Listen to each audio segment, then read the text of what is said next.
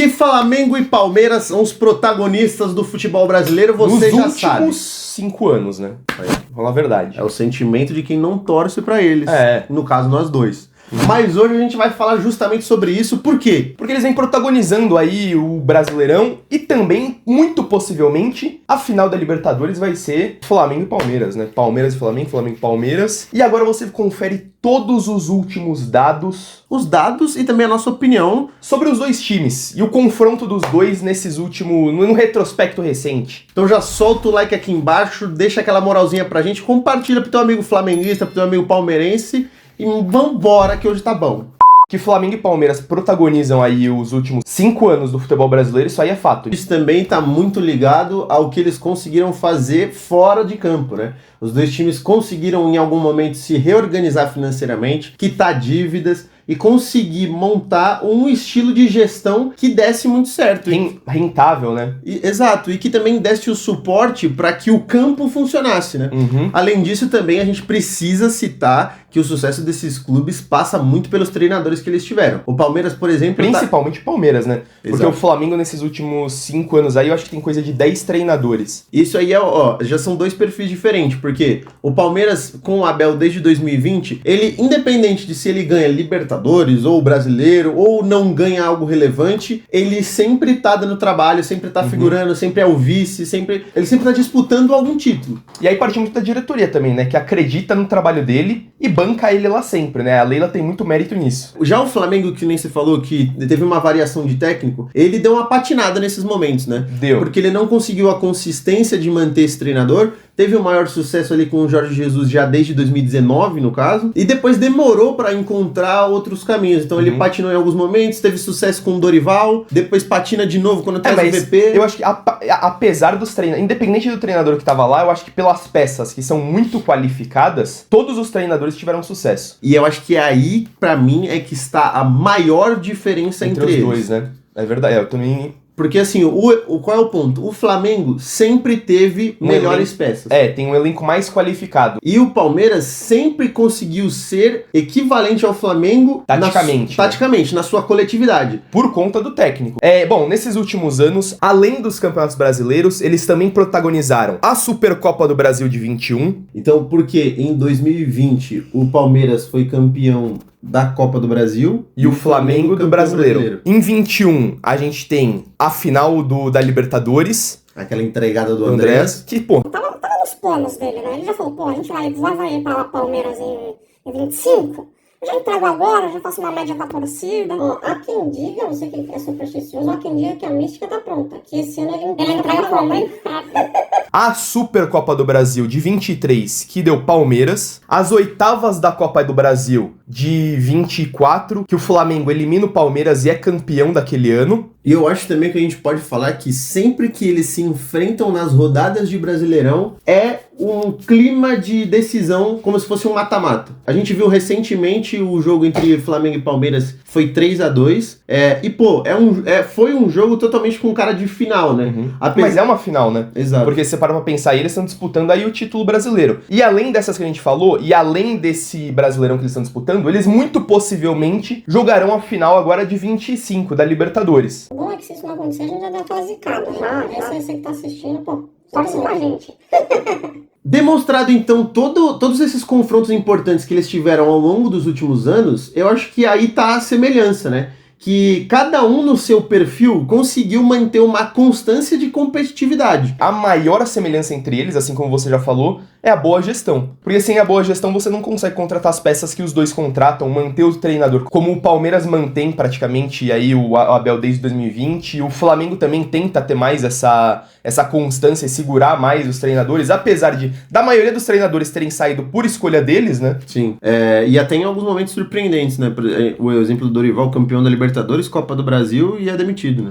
E agora também a gente vai entrar num pouco do que vai acontecer nesse ano, o que a gente espera e como a gente enxerga esses dois times. Eu, por exemplo, acho que esse perfil que a gente descreveu de um time ser mais coletivo e o outro time se dar melhor para suas individualidades, esse perfil pra mim ele se mantém. Se mantém, mas eu acho que vai se manter assim, ou até o Abel sair, ou até o Flamengo achar um treinador que consiga levar o Flamengo a outro nível. Não que o Felipe Luiz esteja fazendo um trabalho ruim, não é isso. Mas eu acho que ele ainda não conseguiu, tipo assim, pegar as peças dele que já são qualificadas e encorpar num esquema de jogo pra que você fala assim, pô, vai amassar todos os jogos, independente quem seja. Exatamente, já que você entrou nessa parte aí do nessa parte do Felipe Luiz, mas eu acho até que, por exemplo, ele tem essa dificuldade, porque também ele é um treinador novo, né? Uhum. Ele ainda não tem aquela casca do treinador antigo, assim. Então ele também tá aprendendo a se desenvolver como treinador, mas ele tem peças que, por exemplo,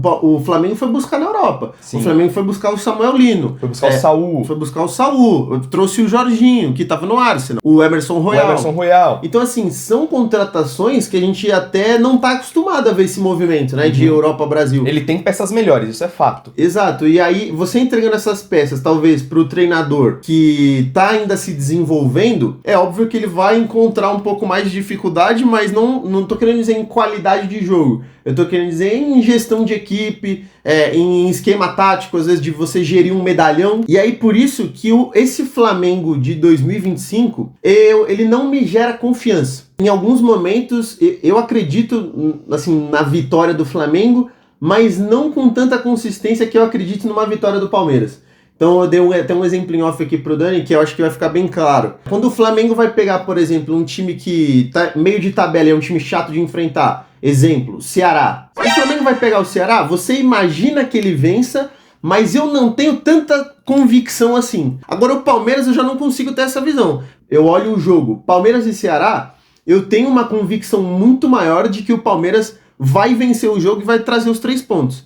Isso muito porque o Abel, com peças piores, já fazia um trabalho consistente. Já. E agora, tipo assim, não é que ele tem peças ruins, não, tá? O elenco do Palmeiras, pra mim, porra, é o segundo melhor. Exato. E assim, tá tete a tete ali com o Flamengo. Não é uma diferença grande. Só que o que acontece é a consistência do Palmeiras. A gente sempre fala isso. Não importa se ele tá perdendo de 3-0 ou se tá ganhando de 3-0. Ele vai estar jogando do mesmo jeito e os jogadores não vão estar com a confiança abalada. Porque sabe que no banco de reservas tem um cara que pode mudar o jogo a qualquer momento. Exato. Dificilmente a gente vê, por exemplo, o jogo do Palmeiras, que o Palmeiras vai mal no primeiro tempo e ele permanece mal no segundo. Cara, é impressionante. Sempre que o Palmeiras desce pro vestiário, se ele foi mal no primeiro tempo, mudança. É uma mudança completamente diferente, até de mentalidade. Eu acho que esse é um dos pontos mais fortes do Palmeiras do Abel, é a mentalidade, que é justamente o que você falou deles serem seguros, independente do resultado. Eles vão continuar praticando o que foi treinado, o que o Abel passou pra eles, e dessa forma, muitas vezes, eles conseguem buscar resultados que parecem impossíveis, né? Coisa que eu já não consigo, como eu já citei, não consigo ver no Flamengo do Felipe Luiz. A gente teve um jogo recentemente entre eles dois, e essa aqui foi a escalação dos dois times pra essa partida.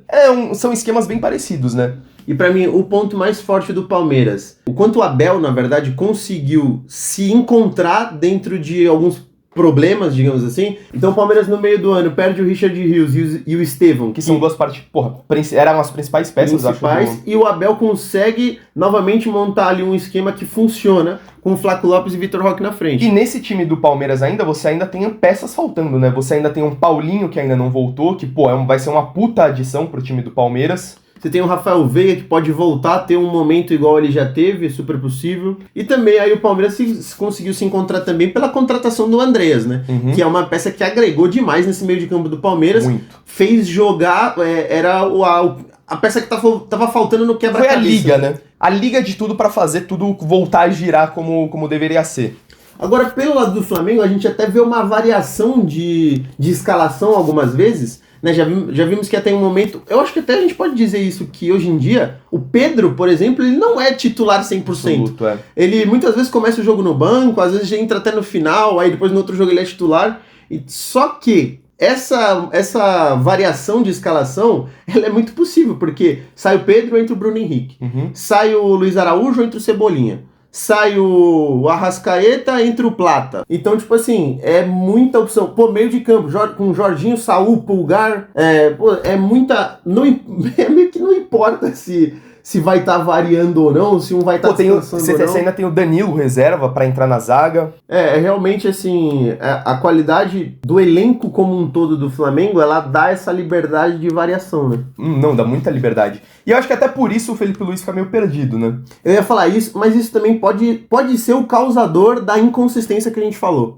Bom, mas e aí? O que você espera pros dois agora nessa reta final de futebol brasileiro, né? Porque a gente tem aí, eles ainda podem protagonizar na Libertadores e no Campeonato Brasileiro. Ó, falando assim, jogado, não vou pontuar. Pra mim, o Flamengo vai levar o Brasileiro. Tá. E é que a gente tá na semi, né? Tá na semi, mas eu vou torcer bastante pra nenhum dos dois levar a Libertadores.